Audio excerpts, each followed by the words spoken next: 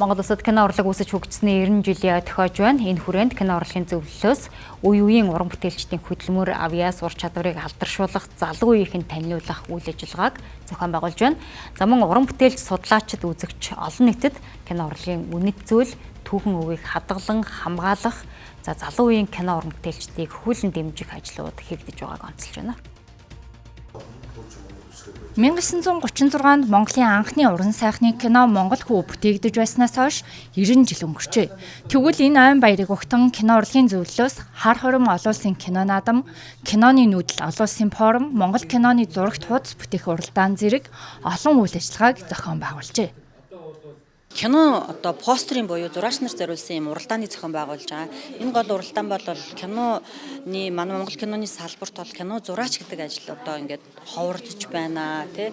Цөөхөн тооны уран бүтээлчдийн зураач нараа ингээд зөвхөн ингээд кинон дээрээ ингээд булаацалтаа дамжихгүй байна шүү дээ. Тэгэхээр одоо шинэ залуу уран бүтээлчдийг төрүүлэх, тэднийг хөгжүүлэхэд бид бүхэн дэмжлэг үзүүлэх зорилготойгоор ийм постерын гар зургийн уралдааныг зарлаж байгаа. Одоо дээр үед ингээд гоё зурдаг байсан шүү дээ. Яг тэр үгээр нь тэгээ ингээд мэрэгжлийн хүмүүс болон сонирхчдын дунд зарлаж байгаа. Энэ уралдааныг бол бид бүхэн үзэсгэлэнг нь бол одоо өөрсдийн хүндэтгэлийн концерт хийх гээд одоо засгийн газрын ордны их танхимд төлөвлөж байна. Энэ дээр бол Паяонд нь бид бүхэн үзэсгэлэнгийг гаргаад сайхан уран бүтээлчтэй шагнах үйл ажиллагаагаа бас тэнд явна. 1935 оны 10 сарын 11-ний өдөр Ардын сайд нарын зөвлөлийн тогтоол гарч Монгол улсад кино бүтээх үйлдвэр байгуулах тухай зарлагдсан. За тэгээд үүнээс хойш одоо 90 жил өнгөрлөө. Энэ жил бид нэр 90 жилийн хойг тэмдэглээ нэлээд хэдэн ажил түрүүн хийснийг ундрал даргаад нар танилцууллаа.